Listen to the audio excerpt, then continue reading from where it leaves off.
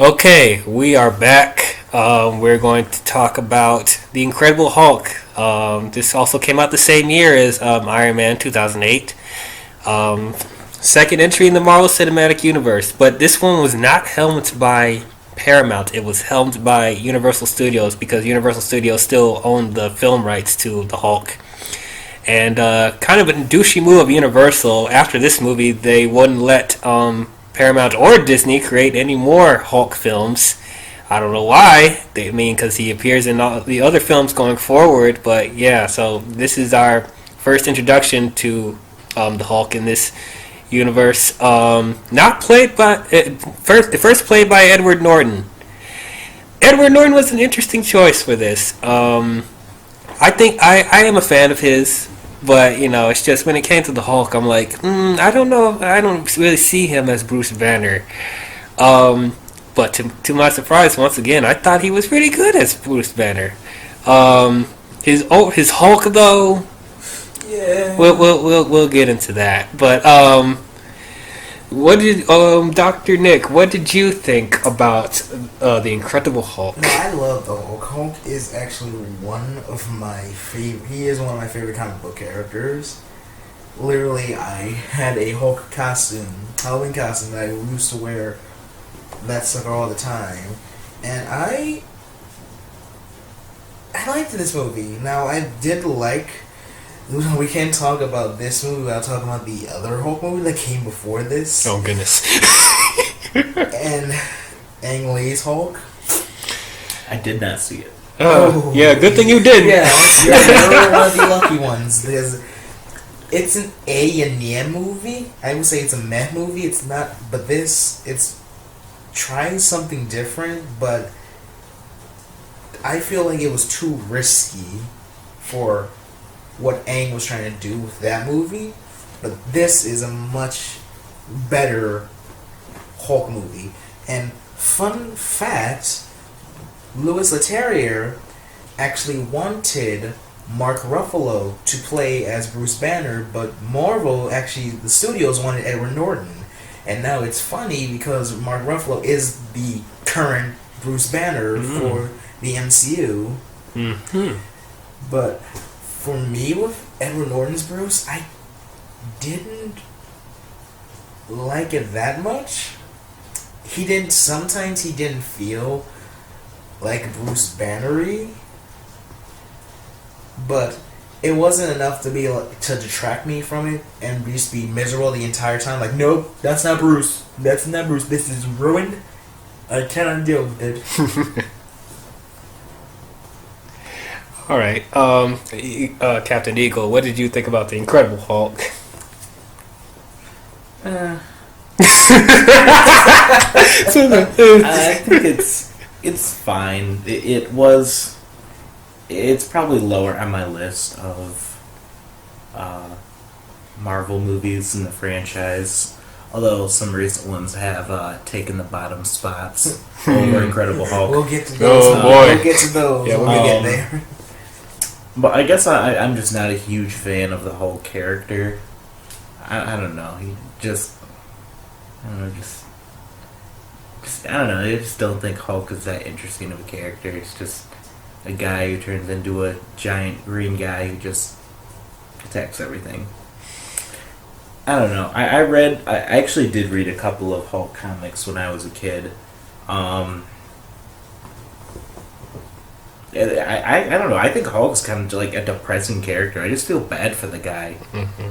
So I don't know. Maybe that's why I just don't care for Hulk that much, just because he's like so screwed. Just trying to get himself cured, and he's a loner, trying to be on his own.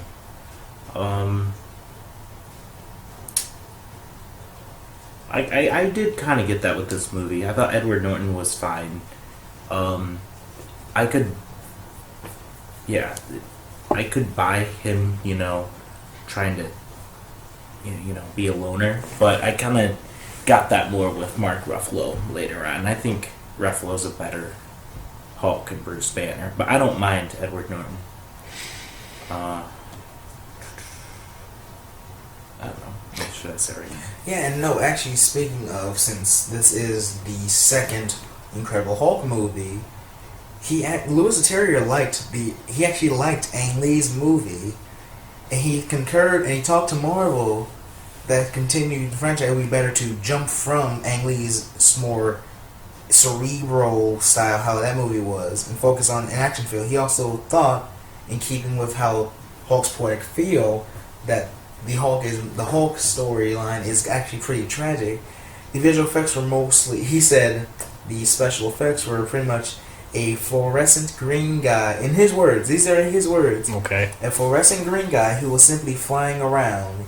He had no weight and was too smooth looking, so he wished to make the visual effects grittier and darker and perhaps even scarier. Hence why sometimes this movie, if you took the scenes out of context, like the scene in the factory where pretty much Hulk, where we barely see the Hulk, that's why it feels more horror,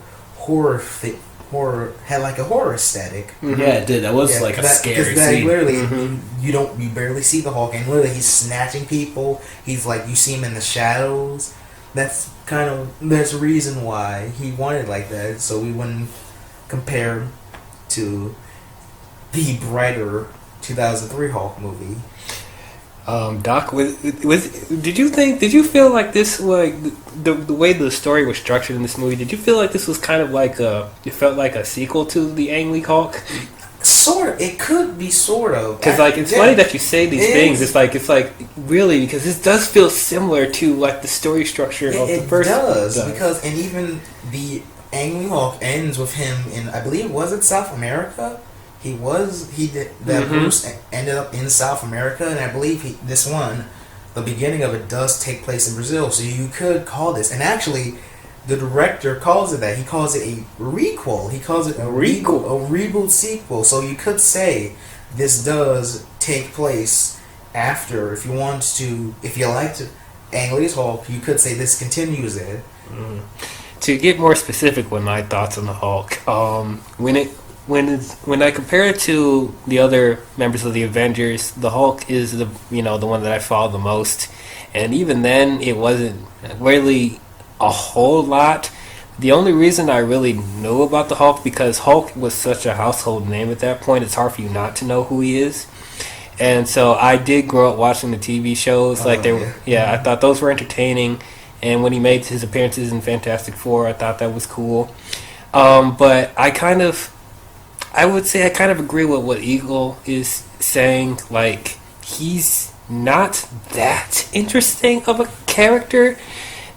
He does have some, he is a very sympathetic character, though, don't get me wrong, because the whole thing about, him being a loner, being afraid of hurting people, hurting the people that he cares about the most, that's something you can get behind. And, him being the whole, scientist trying to figure out, how to get rid of this, condition that he's in, but can't find a way to, figure it out. That is heartbreaking. So, but yeah, I do get like it gets to a point where it gets too depressing because he's always in the slump and he's always like, I don't want to be the Hulk at all. He's just too dangerous. I can't be around people. He's like that way, like the majority of the time, and it's like it's just hard for you to just continue to be behind him being so depressed. But like for me, Edward Norton wasn't too depressed. Yeah. I thought he was a good Hulk. His Bruce Banner I thought was more of a relatable character than the other incarnations that I've seen from the TV shows in the Ang Lee version. He felt like a normal person. So it helped me to ground myself along with his character. Because, he does feel like, an everyday person.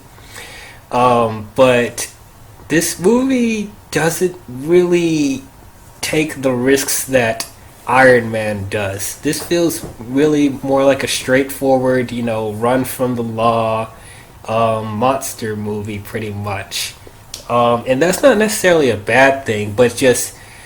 I know because a lot of people compare this to, Iron Man because this came out right after. So they're expecting something that's as good of a quality as Iron Man. And it's like, I think that's kind of unfair because I feel like Tony Stark is more of a dimensional character than Banner is. I think Banner works best when he's working off of other people.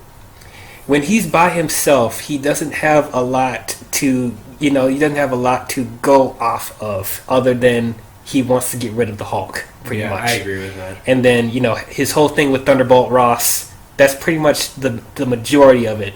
Like when I notice even in the comic books and the TV show, when he's interacting with other characters like the Fantastic Four, when you have other geniuses that he's working off of, like Reed Richards and stuff like that, you can feel there's more weight to his motivations because there's a different thing that he's going after, that takes his mind off of the Hulk per se for a minute. So it's like with this,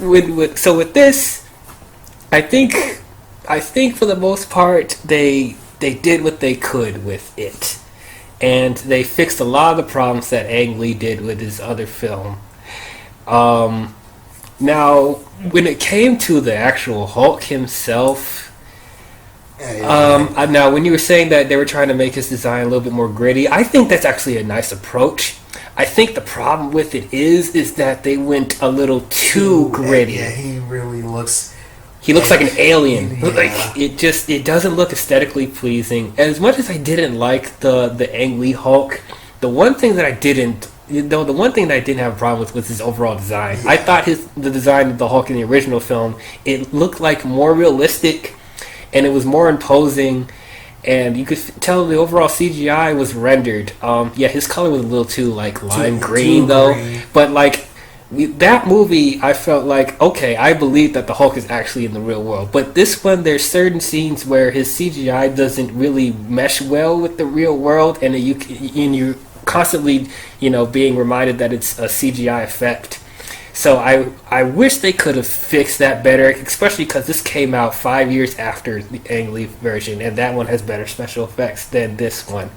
Now, that doesn't reflect how I feel about the Hulk character overall. The Hulk, character-wise in this movie was great. I thought his action sequences were done really well. It's one of my favorite scenes of the Hulk's was in this movie, especially that fight in Harlem. Was fantastic. We'll get to that. But yeah, his fighting scenes I still thought was done well. The choreography was done really good. The set pieces were done very well. But yeah, I just wish his design was done a little better.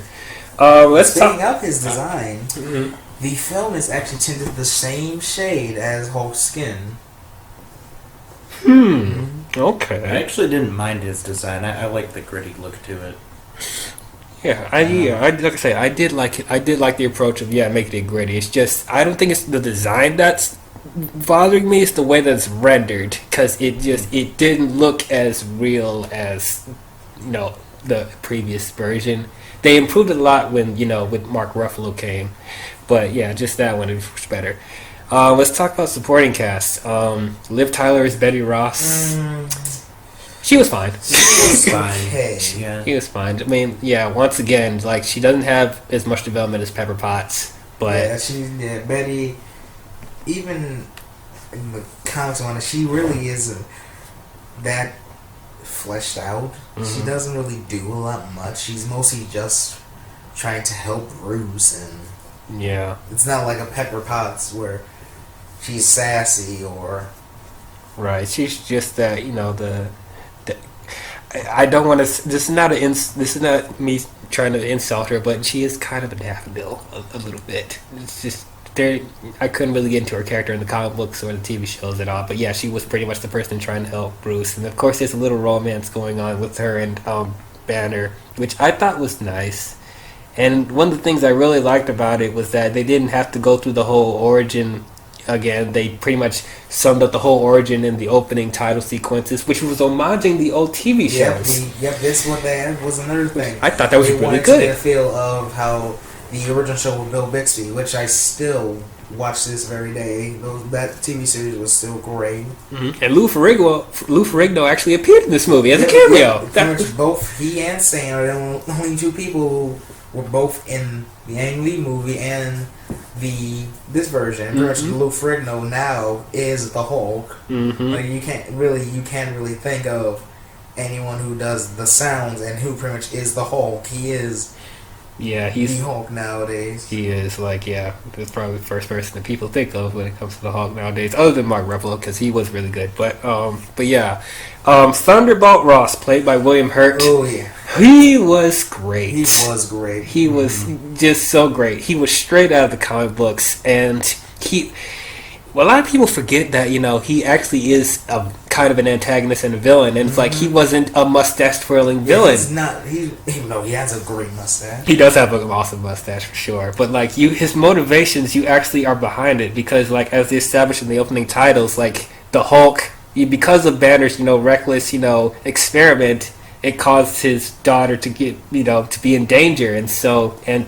possibly the rest of the world. So he wants to do all that he can to shut him down, pretty much. So it's like when it came to that motivation, I'm like, yeah, you're a douche, but like I understand why you're a douche. Kind of like a certain villain in Another great certain Marvel film. movie. Yes, which we will get to. Definitely, we will get to. But yeah, I thought William Hurt was great as Thunderbolt Ross. I liked him. Of course, later on, he does have the scheme of he wants to use the same serum to create, that Banner has, and wants to create super soldiers out of that. And so that typical thing that's happening, but it's like that. I thought that was all right. That's what the government does, really, just conspiracy stuff. Reminds me of a joke I know. I'm the government. I'm the government. I'm the reason nothing works. That's funny. That's pretty much the theme of these the future films we're going to talk about. Yeah. Government. Yep. If you could see that every time we talk about when the government screws up in this film, that'd be amazing. But yeah, Tim Blake Nelson as Samuel Stearns. Oh my god, I forgot about that. Yes. I forgot about him. AKA Mr. Blue. AKA also the leader. The leader! I didn't realize that was supposed to be the leader. Yeah, it took me a minute to realize. I mean the leader. So, no, there is pretty much, how Iron Man has the Mandarin, Batman has the Joker? The leader is pretty much one of the Hulk's big villains, and pretty much the leader pretty much has a big old head that's green, and you remember when the guy started to get the Hulk's blood on him, his head started to grow? Yeah. That's the lead. He was supposed to be the leader. They never went back to him, but he was supposed to be pretty much one of the Hulk's biggest baddies. Oh Yeah. crap! Are they gonna come back to that? Dude, I don't think they're coming back to that now. That is such a fucking shame. I never knew what that was when his head did the weird thing. Yeah, I didn't. realize that until like a few months ago that was supposed to be the leader, and they never Did went he? back. Yeah, I didn't know if he died or if he just got messed up. I think that was a drop plot point because it hasn't come back in anything else. Well, if Universal let them do another Hulk movie, Yeah, Come on, you douche pickles! you yeah. know, I even think Mark They said could- that they're not doing another. I'd wanna Hulk, see that, which breaks my actually. heart because. Or why don't you find a loophole and just have the leader appear in an Avengers film if you don't want to do a Hulk film? Just have him appear as a villain, Masters of Evil or something. Yeah. I want to see the leader. It's like, because I thought Samuel Stearns was an entertaining character, Yeah, and it's he like, was fantastic. He was great. Like he was great. He had great chemistry. Literally, it still blows my mind. yeah, I that- like the back and forth between him and Bruce trying to figure stuff And out. plus, it's a Reservoir Dogs reference in it. Because remember, they keep calling themselves Mr. Blue, Mr. Green. Oh, it's a yeah. reference to Reservoir Dogs. Mr. Blue, Mr. Green, Mr. Pink. that's clever. Which our villain Tim Roth was in. Oh, Speaking of See transition, that transition? Tim Roth as Abomination. I don't even know his name. I think it's Emil Blonsky. yeah, that's Emil it. That's Blonsky? his real name? Yeah, Emil Okay. Blonsky. Okay, so Emil Blonsky, there's not much to him really. He's just a soldier taking commands, and then he becomes a guinea pig of the super soldier experiment that Thunderbolt Ross does, and of course that corrupts him, and then he wants more serum and more power, and so he goes to Stearns and gets more serum to turn him into what he will be later on as the Abomination. No, there's not much I can really say about him. I gotta say he was not good. I didn't like Blonsky. I love me some Tim Roth. Tim Roth's a great Roth's actor. Fantastic, but I didn't like when he was Mio, but when he was Abomination, I did very much enjoy him. Oh yeah, when he was Abomination, that was cool. Yeah, he was pretty bad, and plus, in the comics, pretty much the Abomination is the equal to the Hulk, and he has more of a I would say like a goblin gremlin, pointed ears. Right. They the director Leterrier wanted to keep the pointed ears because he actually wanted Hulk when they were fighting in Harlem. He wanted Hulk to rip one of his ears off. A reference to the Mike Tyson biting off someone's ear during a fight, but that would have been awesome. They could have but they was like, that's too. I think that's too far for a PG-13 movie. But isn't Abomination supposed to be like this dark green? Yeah. In the comics, and the cartoons, he's a darker shade. Yeah, I think I did read a comic with Abomination in it. And no, this is another thing. This was the third comic book film of summer 2018 that did not get nominated for an Academy Award. Think about it, we had Dark Knight, Hellboy 2, and The Incredible Hulk. All summer 2020. I know I said 2018, but no, 2008. I don't think Christopher Nolan Dick Riders. But yeah, I didn't think Hulk was going to win anything really, because there's not really anything I could say like, oh man, you deserve an award. Yeah. I think Incredible Hulk falls under the radar just in general. People forget about it. Yeah, people forget. I think it's because a lot of people now are so used to Mark Ruffalo's incarnation, we forget that he had his own movie. But then there's some people who are like, oh yeah, I've seen them all, and then except for like Incredible Hulk. Yeah, it's like, come on, guys, it's part of the universe. It's still canon. And it's the shortest movie too. It's only hour 28 minutes. No, it has to be longer than that. It's got to be close to 2 hours. Hour 52. Hour 52. Hour 52. It is. It's the shortest film in the entire MCU. Yeah, so if y'all didn't see it by now, well, first of all, I don't know why you're watching this if you haven't seen it, but yeah, you guys need to go. It's worth a watch. It's worth a watch, definitely. Worth a watch. Yeah, I didn't mind Blonsky. Getting back to that, he, like we said, he's a pretty,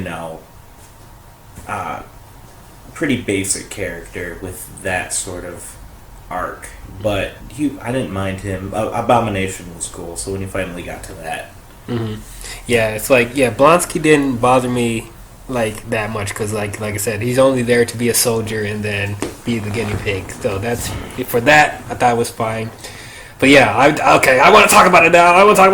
Abomination and Hulk in Harlem. Jesus Christ! Climax, that was beautiful. That was amazing. It's one of my favorite superhero fights. That one right there. That's what I always wanted to see from the Hulk. Gritty, down and dirty, just smashing a bunch of crap on each other. Speaking of smashing, when he said Hulk smash, I was like, oh! I got goosebumps. That's his word. That is Hulk. That was when he spoke in the Ang Lee movie. He didn't speak. He only didn't said say anything. 2 words in the Ang Lee movie, and that was in a dream sequence. Like Hulk does speak. He does. They may not be broken English like in Thor Ragnarok, but he does have some intelligence. And literally, when he said Hulk smash, I did cheer. I did cheer like a little boy. I was so happy. Yeah, that's the one thing when it comes to the Hulk incarnations. I'm not a huge fan of Banner being the one able to talk, and then Hulk is just a non-speaking monster. That I wasn't a fan of that. I like the dual personality that Hulk has his own mind and Banner has his own mind, and they're both at each other, at random parts. So I'm glad that they did more of that, in Ragnarok and stuff like that. But yeah, when it comes to just the brainless monster, I couldn't really get into it. One of the few good things about Ragnarok. Well, we'll get to that. Yeah, I know. I will let you explode when we get there. You'll have your reward. But yeah, so looking back on that Harlem fight now, it's like, after rewatching it recently, it's a really great fight. And I guess I have a new appreciation for it because when I first saw the movie, when I think I saw it 2000. Actually, I think I saw it in 2012 or something, right before I went to go see Avengers. It actually kind of took me off guard how like gritty and just Yeah, it's raw intense. it Yeah. was. Yeah, it was kind of like, ooh, I don't know how I feel about this. But yeah, that is something I've just been waiting to see because and you have to be going up after Hulk fights some big ass I was bulldogs. about to say it's better than fighting 2 bulldogs and a mutant poodle. Oh, And then Jesus. fighting his dad. That was in the Ang Lee. Oh, Remember that was in the Ang Lee one. I didn't see it. Yeah, he fights pretty much 3 mutant dogs, and then at the end he fights his father, who is pretty much the absorbing man. But yeah, that was just really good.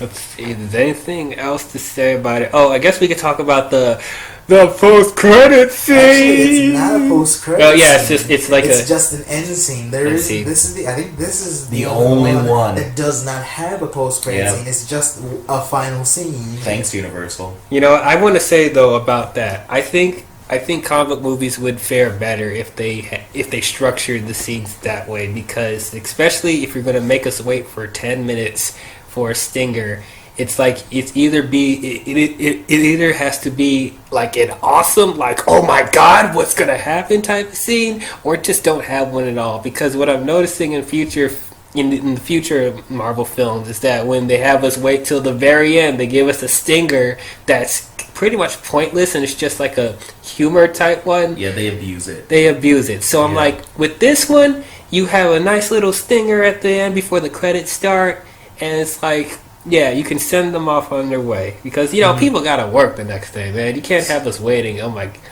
yeah. So, but that's just a nitpicky thing. Even I'm okay if they just had a post credit scene and didn't have an end credit scene at the very end after the credits. If they had a post credit scene and it was done, mid credit scene. I'm sorry, mid credit scene. Yeah, you know what I mean. But yeah, if they just had a mid credit scene, I think it'll be much better. It would flow a lot better. But yeah, I just don't need that. So I was fine with it being at the very end before the credits. But let's talk about the scene itself. So Thunderbolt Ross is drinking at a bar, and then somebody opens the door and to see the silhouette, and who walks in? Mr. Tony Stark himself, and that pretty much confirming the fact that he is helping put the team together, and we all know what that team is, the Avengers. And at that point, I was like, oh wow, they're really doing this. Yeah. Like this is not a joke. They're actually trying to set something up. I'm like, and so it got me really excited, but at the same time, it got me really scared, because I didn't know how they were going to do this, really, because this is, at the time, it was such a risky thing to do, having these different characters come together in one movie, and just them confirming that they're going to do it, they're going to try it. I was scared for them because I didn't know how it was going to work. Of course, we'll talk about it when it happened, but yeah, just at that point, I was like, oh man, I hope you don't crash and burn too much. But what do you guys think about the scene? How did you feel after you saw that? When I saw that scene, I was like, okay, I was already on board with Iron Man, but after that, I knew I was on board, because literally the one that showed that this was in the same universe. Not only this show, this was still in the same universe. It wasn't standalone. That these were part of that. Mm-hmm. Also showed one that they really were planning on doing the Avengers. Mm-hmm. I was fully on board. I was like, okay, I'm in. What do you think? Yeah, I love that little thing at the end. Yeah, it's a nice touch to, bring it full circle, saying, hey, yeah, this is part of the same universe. We're doing this, like you guys said. I missed Incredible Hulk, when it came out, so I saw it. I saw that and Thor outside of theaters, right before the Avengers came out. So it was already confirmed, that this was happening. But it was nice to see that scene, be like, yeah, let's go. I'm ready. All right then.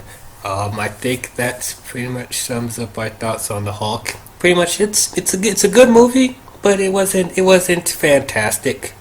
I do like Edward Norton as the Hulk. I do like Thunderbolt Ross, played by William Hurt. Samuel Stearns, he was criminally underused, and wish we could see more of him. Maybe one day, don't know. But yeah, and I thought even though the design of the Hulk, I wish they could have worked on a little bit better. I thought this Hulk gave me some of my favorite scenes that I've seen from him. So overall, it's a solid B for me. What you think, Captain Eagle?